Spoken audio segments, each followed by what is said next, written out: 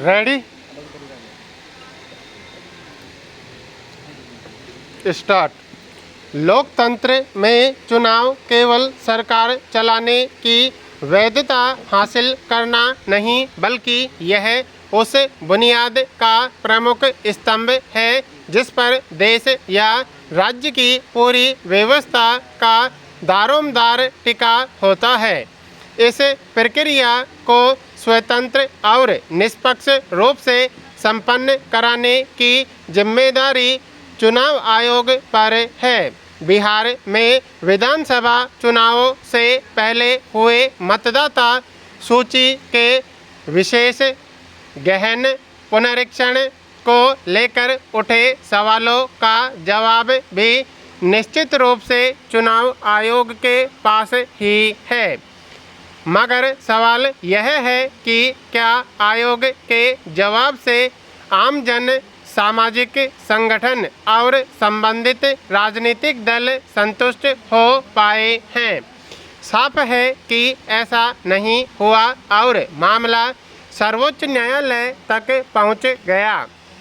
अब शीर्ष अदालत ने चुनाव आयोग को निर्देश दिए हैं कि वह SIR के तहत मसविदा मतदाता सूची से हटाए गए 65 लाख नामों को कारण सहित सार्वजनिक करे।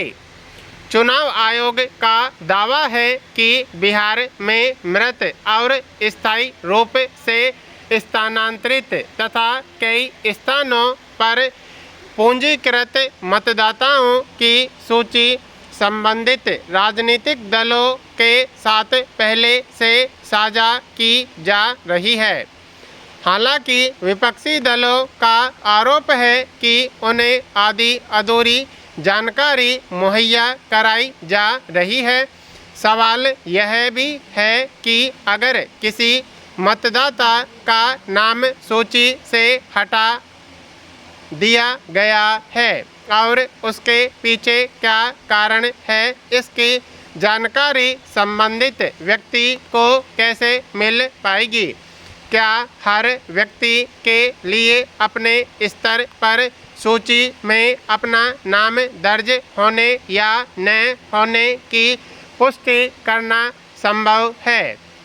इसी पहलू को ध्यान में रखकर शीर्ष अदालत ने बिहार में मसविदा सूची से हटाए गए नामों की सूची पंचायत स्तर के कार्यालय और जिला स्तर के निर्वाचन अधिकारी कार्यालय में प्रदर्शित करने का निर्देश दिया है। साथ ही नाम हटाने के कारणों का पूरा ब्यौरा देने को भी कहा है। जाहिर है इससे उन मतदाताओं को आसानी से अपना दावा करने की सहूलियत होगी जो मतदान के योग्य होने के बावजूद किसी कारणवश सूची से बाहर हो गए हैं। सर्वोच्च अदालत ने अपने निर्देश में यह भी कहा है कि नाम हटाए जाने से जिन लोगों को दिक्कत है वे अपने आधार कार्ड के साथ निर्वाचन अधिकारियों के समक्ष दावा पेश कर सकते हैं। पहले चुनाव आयोग आधार को नागरिकता का प्रमाण पत्र मानने से सहमत नहीं था। बिहार में विशेष गहन पुनरीक्षण के बाद आयोग ने निष्कर्ष निकाला है कि पहले से पंजीकृत 22.34 लाख लोगों की मृत्यु हो चुकी है। 36.28 लाख स्थायी रूप से दूसरी जगह स्थानांतरित हो गए हैं और अब उनका पता मालूम नहीं है तथा करीब 7 लाख मतदाता एक से अधिक स्थानों पर पूंजीकृत थे, मगर स्थायी रूप से स्थानांतरित लोगों की संख्या की पुष्टि का ठोस आधार क्या था, इसकी जानकारी नहीं दी गई है।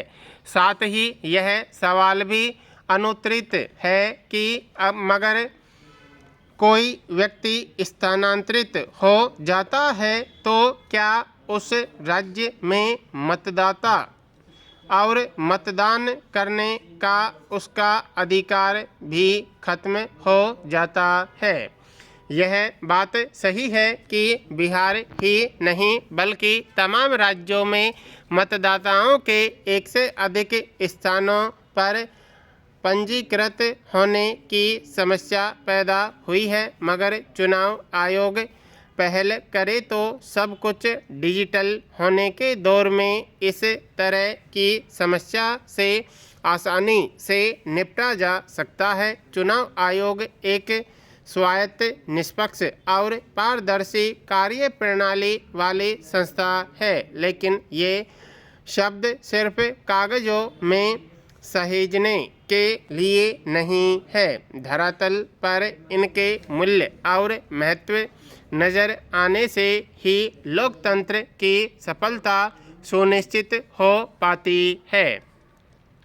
पिछले काफ़ी समय से देश में स्वतंत्र, स्वच्छ और पारदर्शी चुनाव के लिए लगातार आवाज़ उठाई जाती रही है।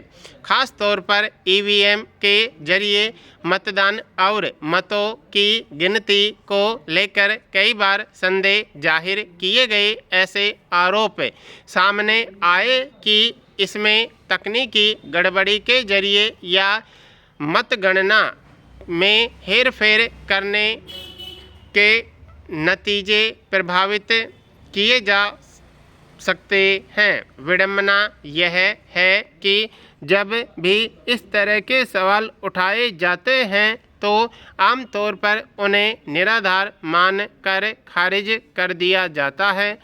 दलील यह होती है कि जो उम्मीदवार हारता है केवल उसे ही शिकायत होती है।